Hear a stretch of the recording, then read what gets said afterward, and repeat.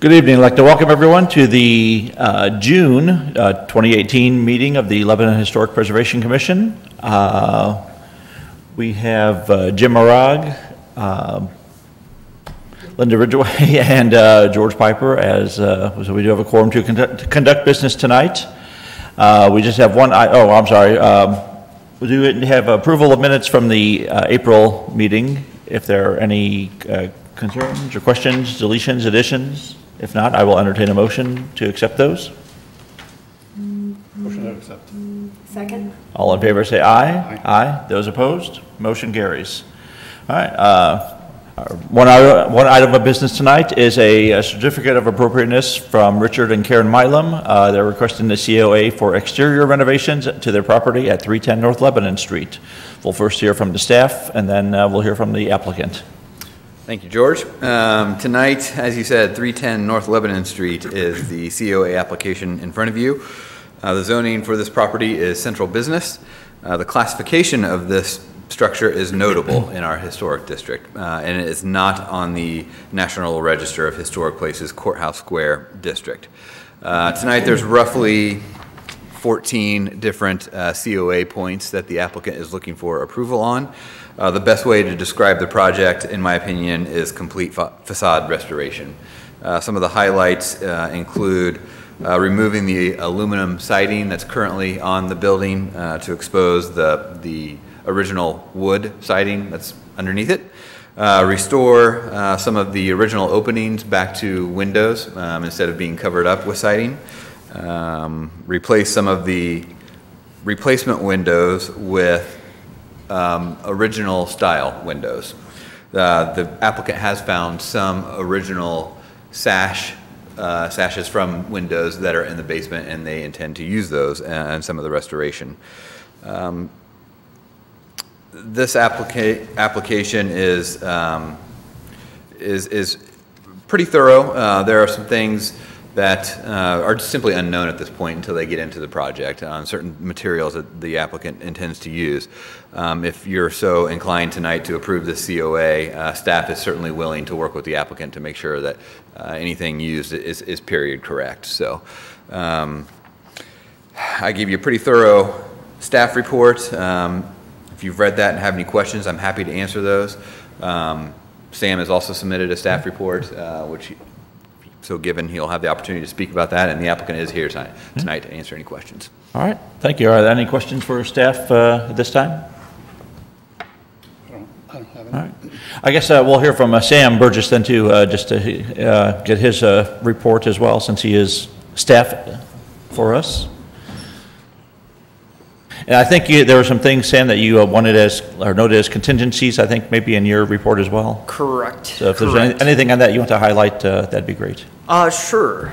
And overall, the staff recommendation is to approve the COA petition with the contingencies in the staff report. The restoration of the wood siding that exists beneath the aluminum should be cleaned or performed, including cleaning, according to National Park Service preservation briefs, and specifically preservation brief number 10 on exterior paint problems on historic woodwork. So one contingency would just be to use that National Park Service brief as a guide for that component of the work. The repair of historic windows should be pretty straightforward, but we would want to specify that replacement of original material be kept to a minimum.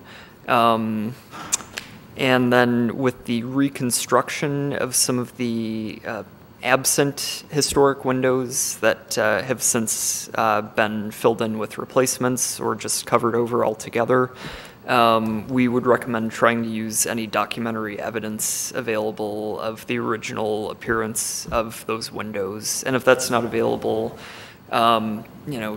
definitely consult with staff, both city staff and Indiana Landmark staff, just to make sure that that any newly milled window pieces are appropriate to the character of the house.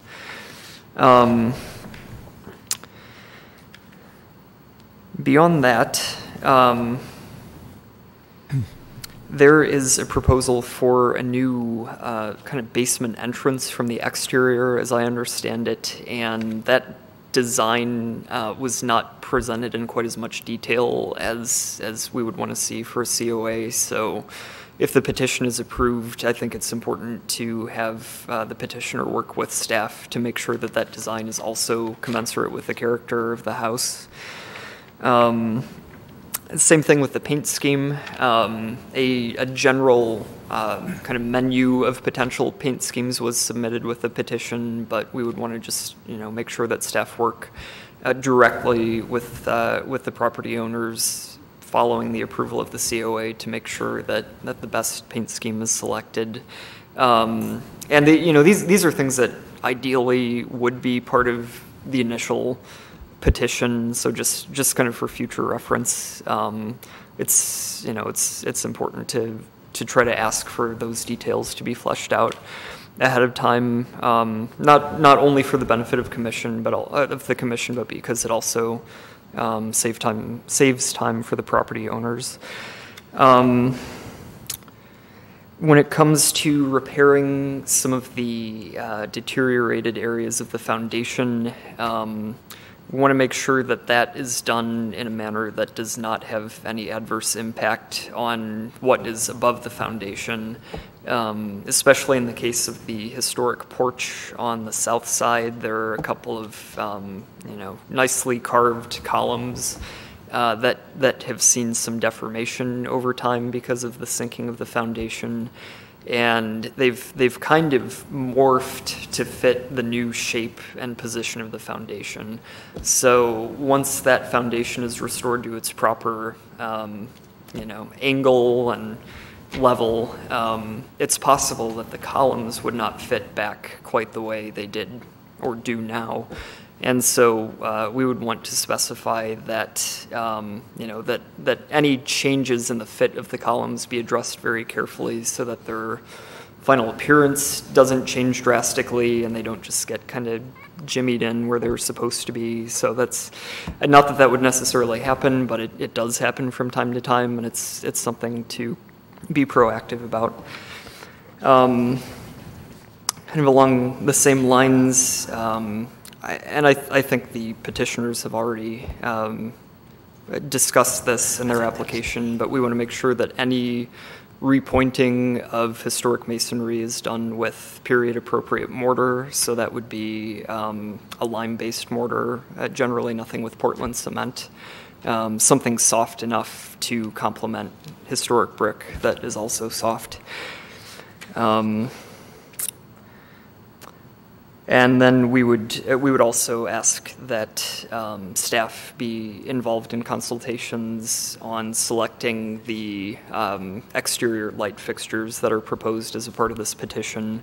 I didn't seem to see specific product selections for that particular improvement, and it is important to choose, light fixtures that are appropriate to the house.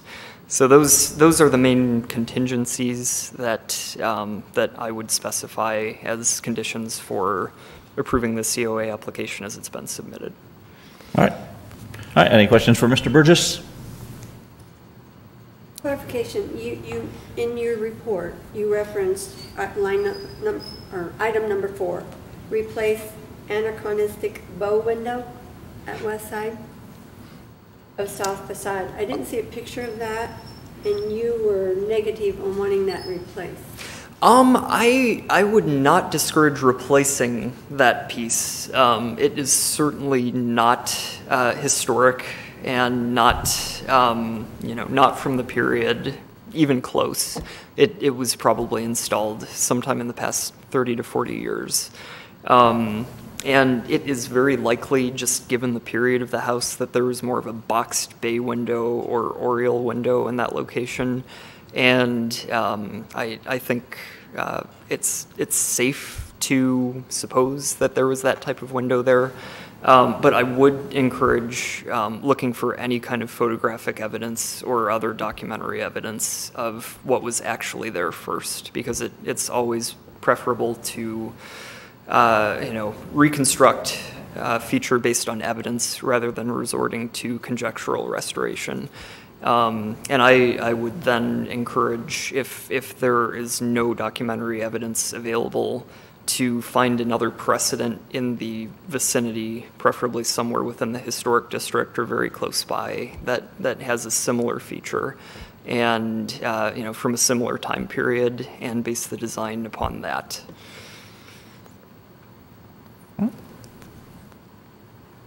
Any other questions? Are there any photographs of the house from years and years ago? Yeah, all right, so.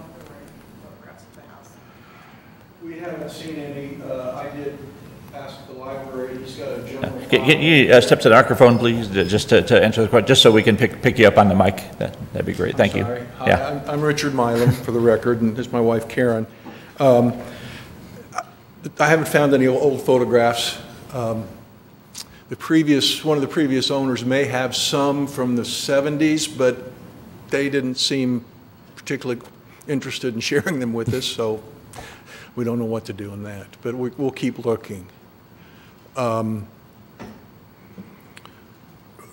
just give you a real quick history on how we got here. We've been in since about 2001. I needed a law office. I was on the 4th floor of the bank building, which at that time the city was looking at purchasing, and so I needed to move, and that was for sale. I'd never even noticed it before. So we did quite a bit on the inside to make it usable. Learned by doing that, it's very unique features. Apparently, at one point in time, it had been a double, upper and lower, probably during the war and after. We believe it was built around 1888. That's the number. That's the date we've been given. And I've never liked the aluminum siding, but I needed the location, and it had deteriorated so badly that we're anxious to get it replaced. And people have said that check with the historical people that it should really fit in there. And we're very thankful that Derek and Sam have come out and looked at it a couple of times.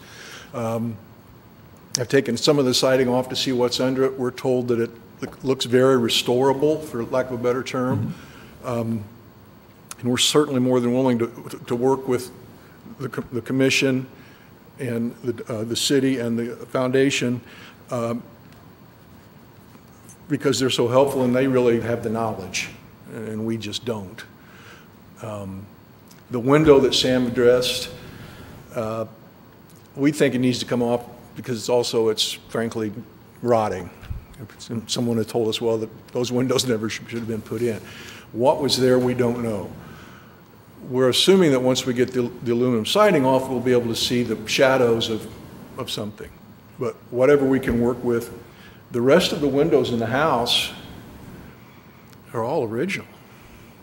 I mean, I'm amazed. As far as I can tell, even in the living room, there's one that's not beveled, which maybe the pane had possibly been replaced, but one broken window in 120 years. So we're hoping that all goes well. We have had two of the individuals come out and look at it, whose names we obtained from Mr. Burgess at the foundation. They were both very knowledgeable. And matter of fact, now that he mentioned that about the columns, this Mr. Pope was there Sunday and indicated that, yeah, when you do that, you might need to adjust those. So that is something that they're knowledgeable of. So we are certainly open to suggestions, and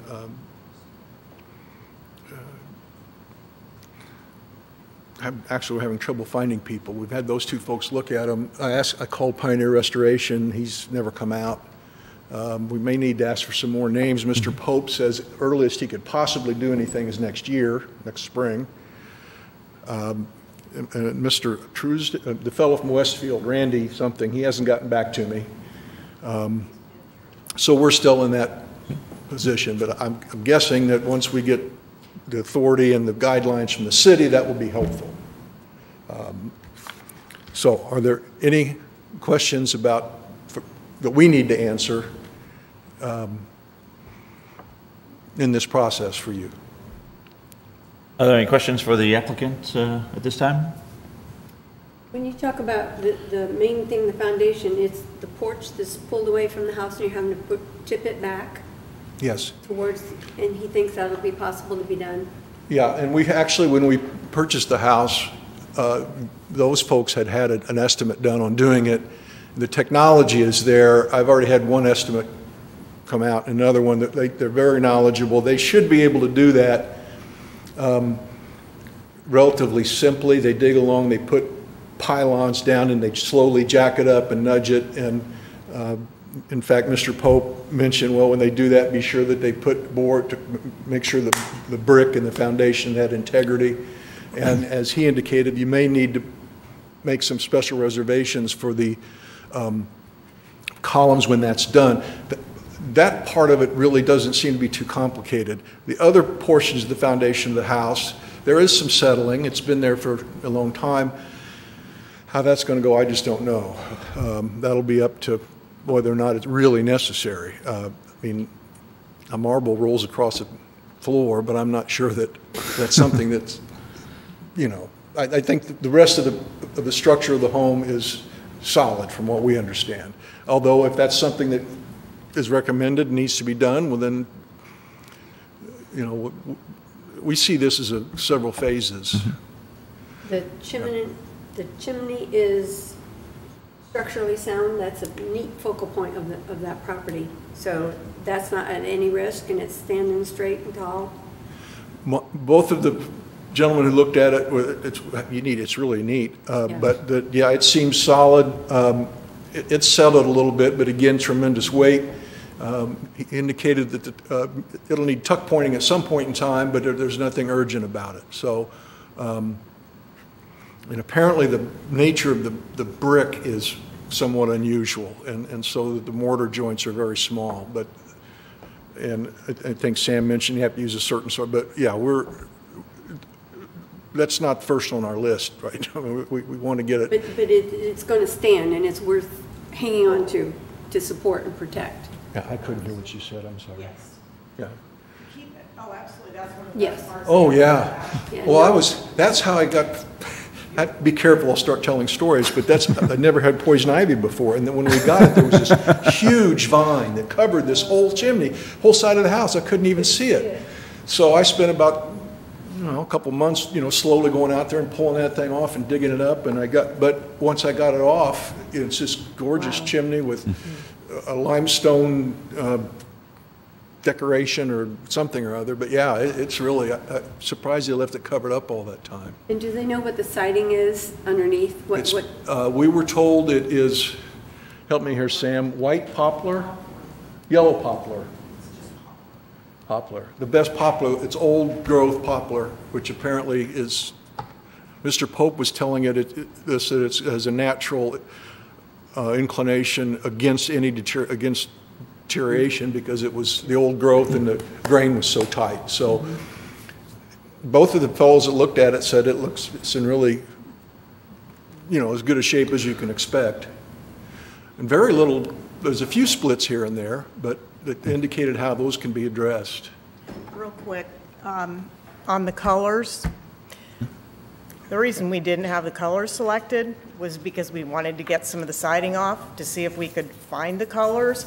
And I guess we didn't realize that this was really a have everything ready, including your colors thing.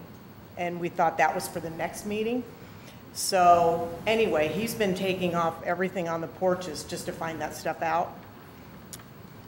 I just gave him colors that are pretty similar to what we're going to use. Yeah, in the end, they just order. slap gold paint over everything. I don't know if This Put them over dark, there on that, lay them under that, lay them right there, yeah. They'll pick it up. this dark green was underneath the doorbell, which is the original doorbell, and it's as perfect dark green that that's the original color of the trim. And then there's a red that Can they see the was colors? on the windows. And then the color of the house is green. That doesn't show it very well. And then This is the brick color. Really, that's not a Yeah. good liking of what these look like. It's way brighter up there. What's your opinion, Sam? And these, like I said, these are not 100% what we're going to use. These are what we're proposing based on what we found in the windows and scraping and looking, and you can see where all the molding was and all that stuff. And then this is just a light or something in case we need it. So, anyway, we'd be happy to. You want to see them? And we're certainly That's fine. work with these folks on Thank it. you. So that's just the explanation of why we didn't have some of that information. I wasn't going to pick something out until we knew what we were. And I guess the cellar door, sure, I mean, they put, when they build on, which I'm sure seemed like at the time, they thought, oh, well, we'll just sort of put this small superstructure to kind of match and cover that up. And so we'll probably hope to just take that down and put whatever's appropriate as far as this original cellar door type. One of the, part of it's still there, the other part's not. I mean, but I certainly don't have any issues or problems with anything that they're suggesting. Okay. Again, they've got the knowledge, and you know, it's. Yeah, I think we're that, yeah, excited about it. I think from that standpoint, because, you know, there were some contingencies that were suggested, you know, probably we would, you know, when we make a motion, we want to make sure that, or before we do, I should say, want to make sure that you're comfortable with the contingencies that are suggested. That way, you know, you're not caught by surprise by something if they say, well, you agreed to this, and you say, well, when did I? But so the contingencies that are in the report, that those will just be covered in the motion then when we make them. Derek, can you remind me again, because I know Mr. Milan has suggested it's going to be a multi-phase project. The COA, does it, I guess, expire, for lack of a better word? Is there a time limit as far as when the work needs to be completed? No. Okay. All right, good. Okay, I couldn't remember if there was a time limit on that or not, so I think I'm thinking of some BZA stuff. Yes, you are. Yeah. All right. Any other questions for the applicant? Or for the staff? It is a public meeting, so if there's anybody from the public who would like to speak on this topic, they can step forward to the microphone. See no one from the public come forward, I will close the public comment portion on the meeting. Thoughts or motion, or what's your pleasure, Linda and Jim? Great project, Dick and Karen. Good. I thought the information was well put together, and despite the fact you didn't have any paint colors, I would make a motion to approve the COA. With contingencies. Whatever, you know. Yeah. And I second. All right, all in favor say aye. Aye. Aye. Those opposed?